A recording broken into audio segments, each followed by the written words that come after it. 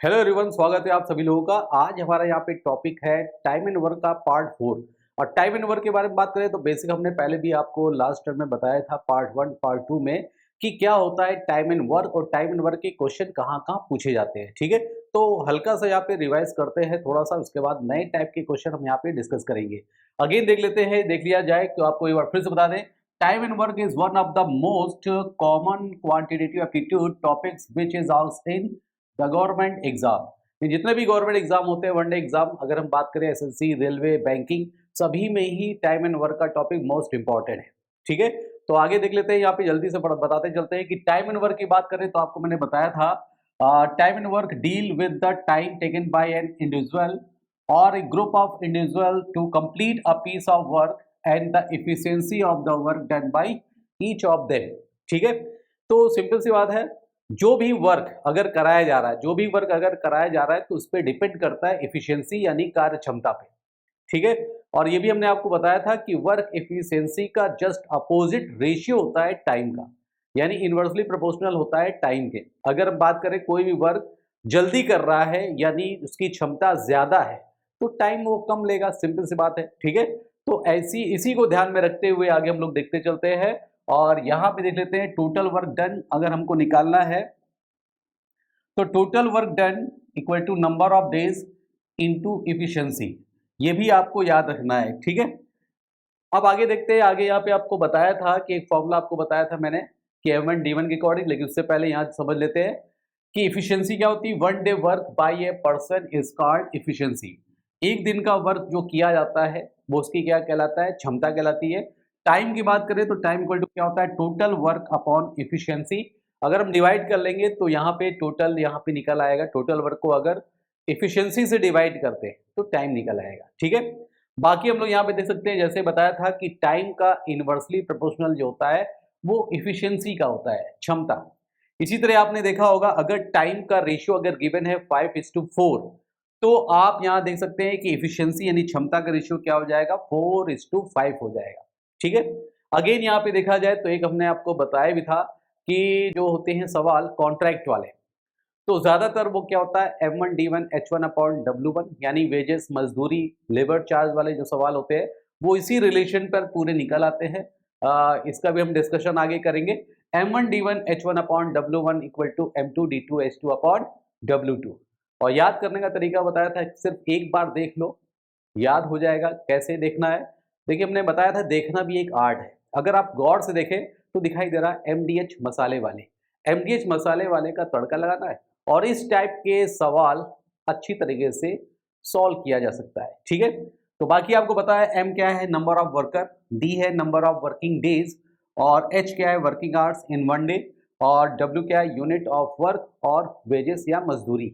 ठीक है, अगेन यहाँ पे देख सकते हैं अब नया सवाल जो आ रहा है इस पे हम डिस्कस करते हैं। जो डिस्कशन हमने लास्ट टर्म में किया था उसी को हम कंटिन्यू कर रहे हैं, उसी को आगे बढ़ा रहे हैं और अच्छे टाइप के जो क्वेश्चन हैं जो मैक्सिमम टाइप में जो यहाँ पे पूछा जाता है एग्जाम में, वो भी हम यहाँ पे डिस्कस करेंगे। फिलहाल पहला सवाल यहाँ पे देखो आता है, तो देख लिया जाए। A can do 60% of work in 18 days while B can do 40% of same work in 10 days. Both work together for 10 days only. C complete the remaining work in 4 days. In how many days will C complete the same work? अब C अकेले उसी work को कितने दिन में करेगा ये निकालना है। तो आपने यहाँ पे समझ लिया होगा, अगर 60% यहाँ पे देखा जाए की पॉइंट है और 60% को हम लोग लिख सकते हैं 3/5। क्या लिख सकते हैं, 3/5। 3/5 वर्क किया जा रहा है 18 डेज में, तो आप पूरा वर्क निकाल सकते हो। ये क्रॉस मल्टीप्लाई हो जाएगा तो ये आ जाएगा 30 डेज। ठीक है, बी की बात करें 40%, तो बी की बात करें तो आपको यहाँ पे देख सकते हो, अगर ये तो हो गया ए और बी का यहाँ देखा जाए 40%, तो इसको लिख सकते हैं 2/5। 2/5 वर्क किया जा रहा है 10 डेज में और पूरा वर्क अगर निकालते हैं तो ये देखिए कट जाएगा, क्रॉस मल्टीप्लाई होगा तो ये आ जाएगा आपका 25 डेज। ठीक है, अब देखिए दोनों वैल्यू आ गई है, पहले हमने टोटल वर्क निकाला ए और बी का। अब आगे देखते हैं, यहाँ पर देखिए दोनों केवल 10 डेज तक के लिए एक साथ कार्य करते हैं, यानी 10 दिन तक दोनों ने मिलकर एक साथ वर्क किया। तो आप यहाँ पे लिख लीजिए ए और बी। ए है 30, बी है 25। ठीक है। इसका हम लोग क्या लेंगे, एलसीएम लेंगे। 30 और 25 का एलसीएम क्या होता है 150, जैसा कि आपको पता है 150 टोटल वर्क हो जाएगा। ये 30 दिन में कंप्लीट कर रहा है तो एक दिन में कितना वर्क करेगा, डिवाइड 5, ये एक दिन में 6। जब दोनों मिलके बात हो रही है तो दोनों मिलकर एक दिन में कितना हो जाएगा, 6 5 11, और 10 दिन में कितना हो जाएगा, 11 इंटू 10 करेंगे तो आ जाएगा 110, माइनस करेंगे तो आएगा 40, और ये रिमेनिंग वर्क जो है 40 सी जो है 4 दिन में कंप्लीट कर रहा है। जब सी 4 दिन में कंप्लीट कर रहा है तो एक दिन का वर्क निकल आएगा, वो आएगा 10, यानी इसकी एफिशिएंसी 1 डे की आ जाएगी 10। 40 को 4 से डिवाइड किया। अगर सी अकेले वर्क करता यानी 150 वर्क करता तो टाइम कितना लेता, ये आपको यहाँ पर क्या करना है, इसकी एफिशिएंसी से डिवाइड कर लो। जैसा कि अभी बताया था टाइम इक्वल टू क्या होता है, टोटल वर्क अपॉन एफिशिएंसी, क्षमता, 1 डे की एफिशिएंसी। अगर हम इसको डिवाइड करेंगे तो आंसर आपका ये आ जाएगा 15 डेज। तो आई होप आपको ये समझ में आ गया होगा कि इसका आंसर क्या होगा, 3 होगा। ठीक है, समझ में आ रही है बात। चलिए आगे चलते हैं। आई होप आपने अच्छी तरह पार्ट 1 2 3 को पढ़ा है। अब इस पार्ट में आपको अच्छी तरह से समझ में आ रहा होगा। ठीक है, तो इसका आंसर क्या है, 3 है, 15 डेज। इसको सेव एंड नेक्स्ट करेंगे ऑनलाइन एग्जाम में। आगे बढ़ते हैं अगेन। अब देखा जाए इस टाइप का भी क्वेश्चन है मोस्ट इंपॉर्टेंट। तो देख लिया जाए बी ए की तुलना में, सबसे पहले पढ़ लेते हैं। B is 4/3 times as efficient as ए।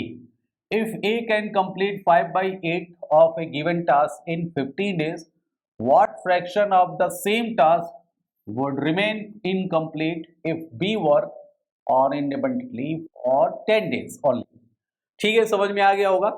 इसमें क्या करना है, देखो बी ए की तुलना में क्या है, 4/3 गुना कुशल है, यानी कि उसकी कार्य क्षमता की बात हो रही है। तो आप यहाँ पे कर सकते हैं, जैसे ये 4 गुना है तो आप पहले ए और बी लिख लो।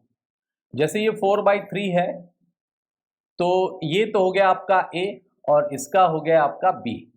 ठीक है, यानी कि 4/3 टाइम्स है। ठीक है, तो 3 और 4 का रेशियो हो जाता है, ये है इफिशियंसी का। अब यहाँ पे देख सकते हो कि ए किसी दिए गए कार्य का 5/8वां भाग 15 दिन में कर रहा है। तो आप यहाँ पे देखिए ए के बारे में निकाल सकते हैं 5/8, और ये हो जाएगा आपका 15। इसको हम डिवाइड करते हैं, 5 3 जा 15, 8 3 जा कितना हो जाएगा 24। अब ये 24 डेज जो आ गया वो किसका आ गया, ए का आ गया। ठीक है, ऐसे ही आप यहाँ पे देख सकते हो कि जब ये एफिशिएंसी का रेशियो है तो टाइम का रेशियो आपको पता ही होगा, इसका जस्ट अपोजिट होता है। ठीक है, इसका जस्ट अपोजिट होता है। तो आप देख सकते हैं एफिशिएंसी का जस्ट अपोजिट जो रेशियो होगा वो टाइम का होगा। अब यही 4 की वैल्यू है 24। ठीक है, कितने टाइम हो गया ये, 6 टाइम। इसको भी 6 टाइम कर देंगे तो आपका निकल आएगा 18 डेज। यानी बी जो है किसी वर्क को कंप्लीट करने में 18 डेज ले रहा है और ए लेता है 24 दिन। यहां तक समझ में आ गया। अब यहां पे देखिए पूछा जा रहा है बी केवल 10 दिनों के लिए स्वतंत्र रूप से कार्य करता है। यदि बी जो है उस कार्य को कंप्लीट करने के लिए 10 डेज के लिए वर्क कर रहा है, तो पहले हम यहां देख लेते हैं 10 डेज के लिए कर रहा है तो कितना वर्क है। तो आप एलसीएम देख सकते हो, ए और बी का बारे में यहाँ पे दिया हुआ है, तो आप यहाँ पे लिखेंगे ए और बी। 24 है और 18, एलसीएम क्या हो जाएगा 72। बात समझ में आ गई। टोटल वर्क निकालने के लिए आपको पता ही होगा कि जो भी वर्क अगर हम लोग यहाँ निकालते हैं तो बिगेस्ट वैल्यू का 2 टाइम 3 टाइम या 4 टाइम करेंगे। अगर वो अदर नंबर से डिवाइड हो जाता है तो वही होता है आपका एलसीएम। तो मान लेते हैं ये 72 जो आया है टोटल वर्क है, 24 दिन में पूरा वर्क कर रहा है तो एक दिन में कितना करेगा, 3 बार आ जाएगा, और ये 4 बार, जैसे कि यहाँ पे एफिशिएंसी दिया हुआ है। ठीक है, 4 दिन की बात करिए, 10 दिन की बात हो रही है, 10 दिन में कितना वर्क करेगा, एक दिन में अगर 4 वर्क कर रहा है तो 10 दिन में कितना करेगा, 40 हो जाएगा। 4 का 10 से मल्टीप्लाई करो, 40 हो गया। बचा यहाँ पर कितना, 32 हो जाएगा। ठीक है, 32 रिमेनिंग वर्क बचेगा। अगर आपसे पूछा जा रहा है उस कार का कौन सा भाग अधूरा रहेगा, तो अधूरा मतलब जो भी फ्रैक्शन बची हुई है पार्ट, तो कितना बचा हुआ है फ्रैक्शन में अगर पूछा जा रहा है तो टोटल वैल्यू है 32 जो रिमेनिंग है, आउट ऑफ कैलकुलेट होगा जितना टोटल है, यानी इसको आपको डिवाइड करना है 32/72 आ जाएगा, ये आपका रिमेनिंग पार्ट होगा। ठीक है, अब आपको यहाँ पे अगर रिड्यूस करना है तो कट जाएगा 8 से, 8 4 टाइम और 8 9 जा, तो 4/9 होगा इसका राइट आंसर। ठीक है, अब देखो इसको कैलकुलेशन यहाँ पे करना लेकिन बहुत इजी तरीके से समझ में आ जाएगा। रेशियो का अपोजिट टाइम, एक का टाइम आपने निकाला, दूसरे का टाइम आ गया 24 18, फिर एलसीएम लेके जैसे बेसिक किया था वैसे हम लोग यहाँ करते चले जाएंगे, जो रिमेनिंग होगा वो आंसर हो जाएगा 4/9। ठीक है, चलते हैं नेक्स्ट की तरफ बढ़ते हैं। आई होप आपको समझ में आ गया होगा। अगला सवाल हम लोग देखते हैं नेक्स्ट, लेकिन उससे पहले इसका आंसर क्या है, 4/9 होगा। ठीक है, नेक्स्ट देख लिया जाए। Again A and B together can complete a piece of work in 15 days. B and C together can do it in 24 days. If A is twice as good a workman as C, then in how many days can B alone complete the work? यानी A और B एक साथ मिलकर 15 दिन में कर रहे हैं। ठीक है, A और B, और B और C मिलकर 24 दिन में। B और C मिलकर ये 15 हो गया, ये आपका 24 हो गया। यदि ए सी से दुगना अच्छा कार्य करने वाला है तो बी अकेले से कितने दिन में करेगा? तो सबसे पहले हम लोग एलसीएम लेते हैं 15 और 24 का। ठीक है, 15 और 24 का एलसीएम लेंगे। जब 15 और 24 का एलसीएम लेंगे तो आपको पता है 5 3 और ये 8 3, तो सीधे सीधे 5 10, ये आ जाएगा 120। ठीक है, प्राइम फैक्टर मेथड आपको पता है, 15 8 क्या होगा, 8 हो जाएगा, और ये कितनी बार चला जाएगा, 5 बार। ठीक है, अब देखा जाए तो ये एक दिन में दोनों मिलकर जो भी वर्क कर रहे हैं मिलकर 8 कर रहे हैं और बी और सी मिलकर 5 कर रहे हैं। अब यहां पे खेल है अच्छा समझने वाला, वो क्या है, ए सी से 2 गुना अच्छा काम करने वाला है। ए सी से दुगना, ठीक है, किससे हो रहा है, सी से, तो सी से दुगना है तो आप यहां पर देख सकते हैं ये 8 है और ये 5 है, तो पहले हम इसको 3 और 2 के रूप में ब्रेक करेंगे। क्योंकि वैल्यू ये ज्यादा है तो हमको सी की वैल्यू को कम से कम बी से ज्यादा लेना पड़ेगा, क्योंकि इसका दुगना करेंगे तो 6 होगा, 3 का डबल क्या होता है, 6 होता है। टोटल अगर 8 है और बी की इफिशिएंसी हमेशा सेम होनी चाहिए, तो अगर ये 2 है तो ये भी क्या होगा, 2 होगा। अब देखिए यहां पर आपने ब्रेक करके निकाल लिया, बिल्कुल सही हो गया। ठीक है, ये हो गया 1 डे का वर्क। अब आप यहां देख सकते हैं ए सी से दुगना है, तो सी का अगर 3 वर्क कर रहा है एक दिन में तो इसका दुगना कौन करेगा, ये 6 करेगा, वो ए करेगा। बात समझ में आ गई। अब आपको यहां पे निकालना है बी अकेले। बी अकेले कितने दिन में करेगा, तो आप यहां पे देख सकते हो कि सीधे सीधे आप इसको माइनस कर सकते हैं। ए बी की वैल्यू दिया है और बी की वैल्यू, तो बी की वैल्यू तो निकाल सकते हैं सीधे सीधे। बी का दिया है 2, टोटल वर्क है 120, एक दिन में 2 वर्क करता है तो 120 अकेले वर्क करेगा, तो टाइम कितना लगेगा, 60 डेज। ठीक है, तो ये हो गया इसका राइट आंसर, यानी 60 डेज होगा इसका राइट आंसर। ठीक है, तो आई होप आपको ये समझ में आ गया होगा कि इस टाइप के क्वेश्चन को कैसे सॉल्व किया जा रहा है। ठीक है, अगेन नेक्स्ट क्वेश्चन की तरफ बढ़ते हैं, लेकिन उससे पहले देख लेते हैं इसका आंसर। ए यहाँ पे यानी 1 वाला बिल्कुल करेक्ट है। अगेन नेक्स्ट, अब देख लिया जाए इस टाइप के भी क्वेश्चन को कैसे किया जाता है, बहुत ही इंपॉर्टेंट क्वेश्चन है। इफ 3 मेल्स और ओ आर लगा हुआ है, और का मतलब इक्वल होता है, 4 females earn 480 rupees daily, then what is the income of 5 men and 7 women.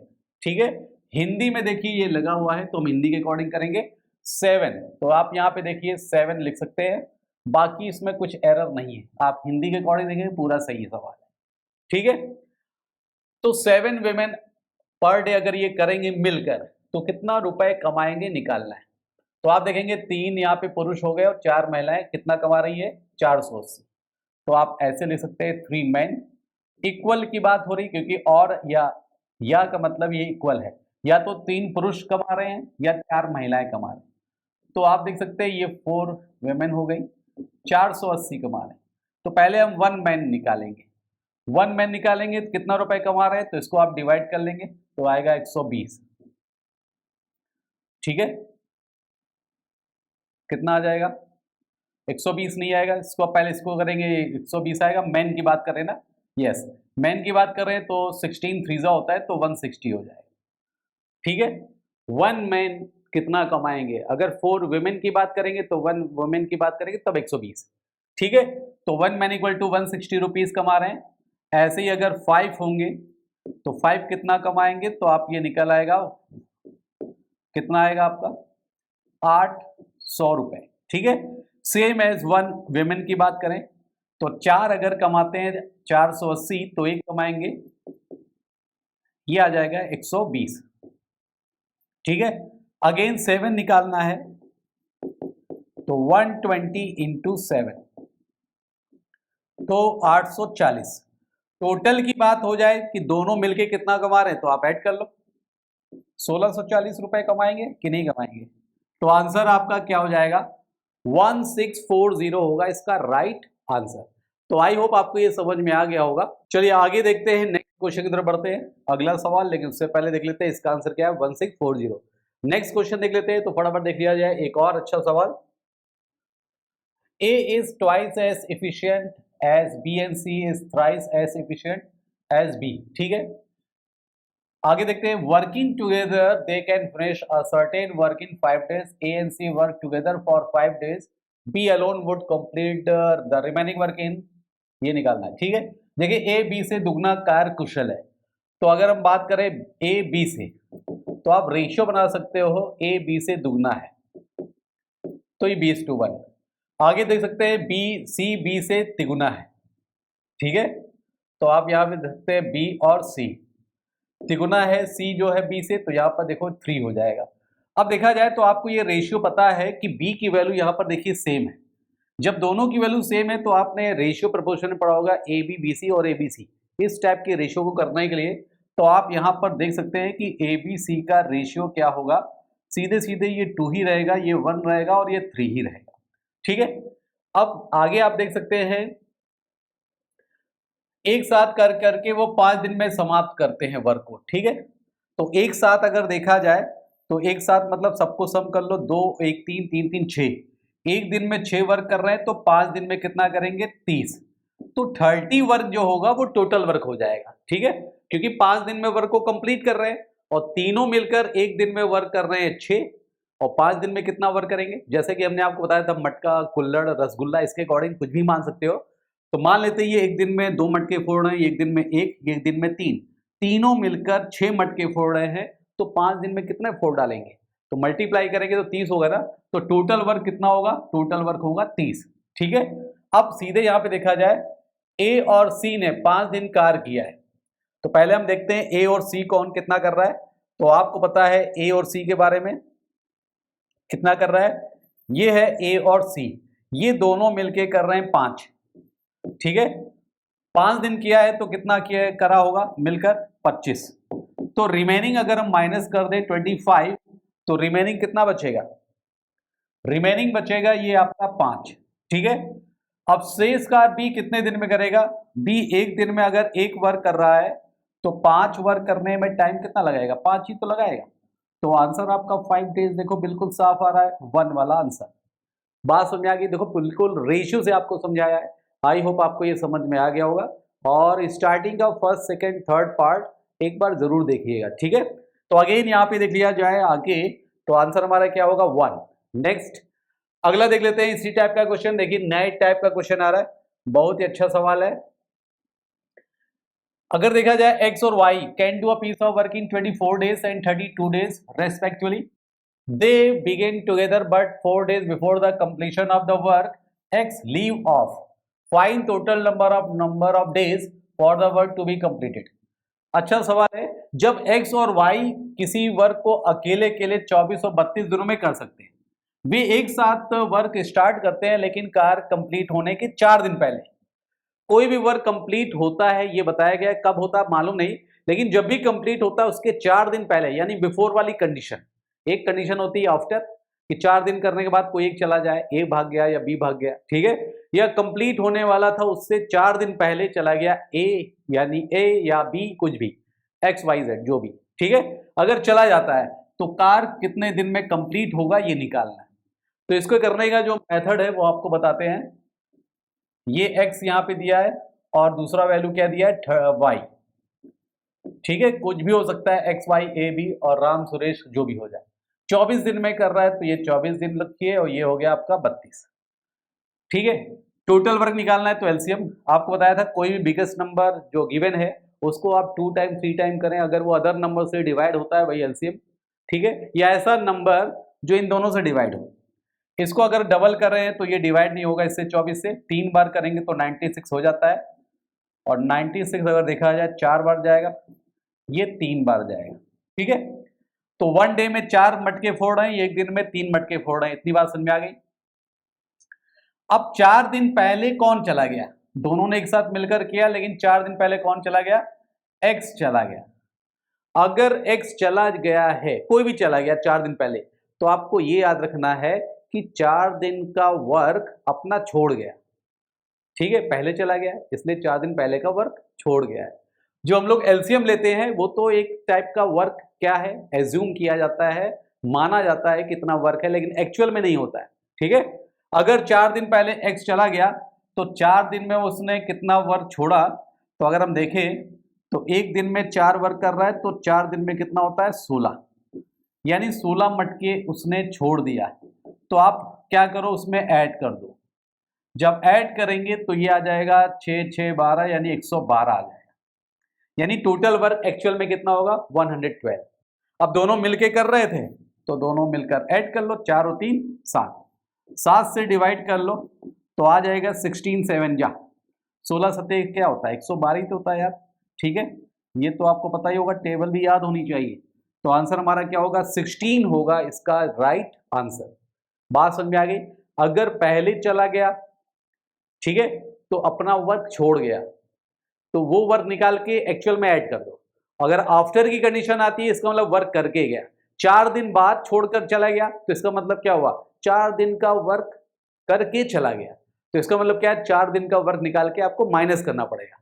Before के केस में ऐड करना है और आफ्टर के केस में आपको माइनस करना है, याद रहेगा। बाकी एक्स और वाई तरीके से आप तो बुक में भी पढ़ सकते हैं, उस टाइप के क्वेश्चन को आप जनरल मेथड में, एक मेथड और भी होगा लेकिन आप उसको आप बुक से देखेंगे तो वो तो आपको हो सकता है पता भी होगा। ठीक है, फिलहाल ये मेथड आपको याद रखना है और जल्दी आएगा इस टाइप के क्वेश्चन को सॉल्व करने में। ठीक है, तो आंसर हमारा क्या होगा 16 डेज होगा। आई होप आपको समझ में आ गया। तो नेक्स्ट चलते हैं, फटाफट देखा जाए अगला सवाल, और ये रहा नेक्स्ट।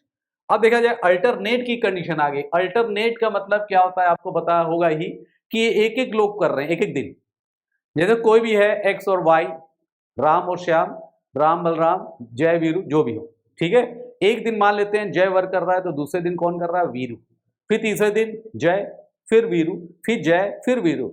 इस तरह अगर वर्क चल रहा है तो वर्क कब कंप्लीट होता है, इसका मतलब समझ में आया, अल्टरनेट वर्क चल रहा है। तो इस टाइप के क्वेश्चन को कैसे सॉल्व करते हैं वो आप देखते हैं। ठीक है, तो पहले देख लेते हैं ए और बी है, किसी वर्क को कंप्लीट कर सकता है अकेले अकेले, बात कर रहे हैं तो ये 9 और ये आता है 15। ठीक है, बात समझ में आ गई। यदि वे एक साथ शुरू करें यानी कि दोनों अल्टरनेट वर्क करें, और पहले कौन स्टार्ट कर रहा है ए। ठीक है, बहुत ही अच्छा प्यारा सा की पॉइंट है। अगर ये आपको ना पता चले कि कौन पहले स्टार्ट कर रहा है और एफिशिएंसी आपको सेम ना दी गई हो, सेम का मतलब है ये भी 9 दिन में कर रहा है, ये भी 9 दिन में कर रहा है सेम वर्क को, तो सेम डेज में कर रहे हैं तो एफिशिएंसी सेम है, तो जो भी पहले करेगा तो आप चाहे जैसे निकालो आंसर आ जाएगा। लेकिन जब डेज अलग अलग है या एफिशिएंसी अलग अलग है तो ये जरूरी होता है कि कौन पहले शुरुआत कर रहा है, यानी पहले कौन वर्क स्टार्ट कर रहा है, ए कर रहा है पहले कि बी। ठीक है, ये नहीं दिया होगा तो कैन नॉट डिटरमाइन चला जाएगा। ठीक है, डायरेक्ट देख के कह सकते हो सी एन डी यानी कैन नॉट डिटरमाइन। तो यहाँ पे गिवन है कि ए पहले शुरुआत कर रहा है, इतनी बात समझ में आ गई। कौन पहले कर रहा है, ए स्टार्ट कर रहा है। अब यहां पे देखा जाए चाहे ए स्टार्ट करे चाहे बी स्टार्ट करे, लेकिन यहां पे समझना है सबसे पहले एलसीएम लेंगे 9 और 15 का एलसीएम तो 45 ही होता है। ठीक है, 15 का डबल 30, 9 से डिवाइड नहीं, 3 बार किया तो 45, 9 से भी डिवाइड। ठीक है, अब 45 मान लेते हैं, ये क्या है मटका है, कुल्हड़ है, छेना है, जो मान लो जो भी अच्छा लगे। 45 मटके हैं, ये 9 दिन में फोड़ रहा है तो एक दिन में कितना फोड़ेगा, डिवाइड करो 5, ये एक दिन में 3। ठीक है, अब यहां समझना है अल्टरनेट की बात करें तो पहले दिन कौन स्टार्ट कर रहा है, ए। तो पहले दिन ए कर रहा है तो जिसकी जितनी एफिशिएंसी होती है उतनी ही वर्क करता है। ठीक है, उससे ज्यादा नहीं करेगा। अगर एक दिन में 5 मटके फोड़ रहे हैं तो 5 ही फोड़ेगा, ये नहीं कि आपने कहा 6 फोड़ो, ऐसा कुछ नहीं, वो 5 फोड़ेगा, बाकी एक छोड़ जाएगा आपके लिए। ठीक है, इतनी बात समझ में आई। तो एक दिन में ये 5 फोड़ सकता है तो 5 ही फोड़ेगा। अगले दिन बारी किसकी आएगी? बी की। एक दिन में कितना फोड़ेगा? 3। तो अल्टरनेट की कंडीशन आती है तो 2 डेज का पेयर बनेगा। किसका बनेगा? 2 डेज। कैसे? एक दिन ए करेगा, दूसरे दिन बी करेगा, तो 2 दिन नहीं हो गया, तो 5 और 3 मिलके कितना हो जाएगा? 8। तो ऐसे करेंगे 2 डेज में 8। अब 2 दिन में 8, 4 दिन में 16, 6 दिन में 24। ऐसे करने से अच्छा है कि ऐसे नंबर से फैक्टर करो वर्क में कि इससे ज्यादा नहीं होना चाहिए। भाई जितना वर्क है उतना ही तो करोगे, उससे ज्यादा कहां से लाओगे? ठीक है, तो अगेन यहां पे क्या करेंगे? 4 से करेंगे, 5 से, 5 से करेंगे, 5 8 जा कितना होता है? 40। बात समझ में आ गई?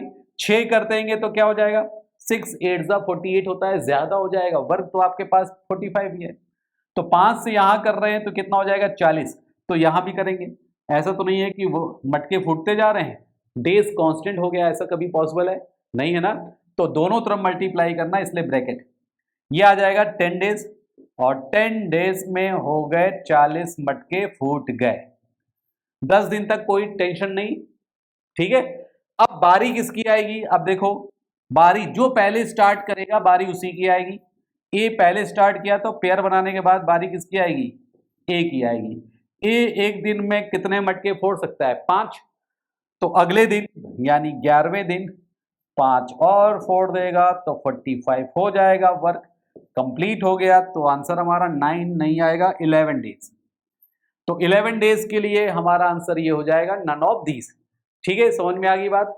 अगेन एक टाइप का और भी आता है तो आपको और समझ में आ जाएगा। ठीक है, चलिए नेक्स्ट की तरफ बढ़ते हैं। अगला सवाल 11 होगा इसका राइट आंसर। एक सवाल और देख लेते हैं, अगर समझ में ना आया हो तो एक और। ठीक है, जल्दी से इसको देखते हैं। सेम एज वैसा ही है, और पूरा पढ़ने की जरूरत नहीं है। A can do a piece of work in 20 days, B can do same work in 12 days. Find the number of days in which they can complete the whole work if work on alternate. देखो alternate days है, by A. Start भी कौन कर रहा है? B कर रहा है, तो समझ में आ गया होगा। ए 20 दिन में कर सकता है और बी 12 दिन। 20 12। सबसे पहले हम लोग क्या लेते हैं? एलसीएम। एलसीएम क्या होगा? 60 होगा ना। बिगेस्ट नंबर को डबल किया, 40 से ये डिवाइड नहीं हो रहा था, 3 टाइम कर दिया, 60 हो गया। 60 मटके मान लिया टोटल वर्क। एक दिन में कितना फोड़ेगा? डिवाइड करो भाई, 3 आएगा, 5 आएगा। कौन पहले स्टार्ट कर रहा है? ए। अगर ए स्टार्ट कर रहा है, ठीक है, तो पहले 2 दिन का वर्क निकालना है, हमेशा 2 दिन का वर्क। 3 और 5 मिलके 8 हो जाएगा। सेम वैसे ही देखो वहां तक पहुंचा। मल्टीप्लाई करेंगे, किससे करेंगे? यही इंपॉर्टेंट है। 7 से करेंगे तो 7 बटे 56 होता है, 7 8 जा 56 होगा। 8 से करेंगे तो 8 8 जा 64 होगा। इससे ज्यादा हो जाएगा, ज्यादा वर्क है नहीं, 60 मानना है। तो यहाँ पे किससे करेंगे? 7। 7 से करेंगे तो 14 डेज में वर्क कंप्लीट कितना हुआ भाई? 56। 14 डेज तक 56 वर्क कंप्लीट हो गए, यानी 56 मटके फूट गए। बचे कितने हैं? जो रिमेनिंग है उससे मतलब है 4 बचे हैं। ठीक है, 4 बचे हैं तो बारी किसकी आएगी? सीधे सीधे बारी आएगी ए की। ए एक दिन में कितना फोड़ेगा? 3। तो 3 ही फोड़ेगा, ही नहीं कि 4 आपने फोड़ दिया, नहीं। जिसकी जितनी एफिशिएंसी या क्षमता है उतनी ही तो करेगा भाई। ठीक है, तो एक दिन में 3 ही फोड़ेगा, तो यानी 15वें दिन कितना हो जाएगा? 15वें दिन में यानी बारी ए की आएगी, 3 फोड़ेगा। तो 56 और 3, 6 3 9 यानी 59 हो गया। यानी 3 यहां माइनस कर लो, ए ने कर दिया। फिर बारी किसकी आएगी? अब बी की आ जाएगी। भाई ए के बाद बारी किसकी आएगी? बी की आएगी। 3 फोड़ा था, बच्चा यहां पे कितना था? 1। अब 1 कौन फोड़ेगा? बी ही फोड़ेगा। लेकिन बी एक दिन में 5 फोड़ सकता है, लेकिन बचा ही कम है, तो टाइम भी तो कम लेगा। ठीक है, तो अगर 1 बचा है तो टाइम कितना लेगा? 1/5 टाइम बचेगा। ठीक है, यानी 1/5 डेज में एक मटका जो बचा है वो कंप्लीट फूट जाएगा, यानी वर्क कंप्लीट। टोटल कितना टाइम लगेगा? ये 15 और ये दोनों को ऐड करो तो ये आ जाता है 15 होल 1/5 डेज। 15 से 1/5 दिन आ जाएगा टोटल। और ये पूरा पूरा एग्जैक्ट वैल्यू।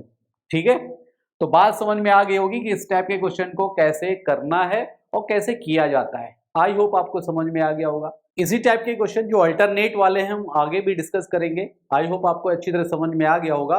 नेक्स्ट पार्ट में आपको और भी इस टाइप के क्वेश्चन की प्रैक्टिस करा देंगे और अच्छे अच्छे क्वेश्चन कराएंगे। ठीक है, तो आज के लिए बस इतना ही। Okay, all the best, thank you.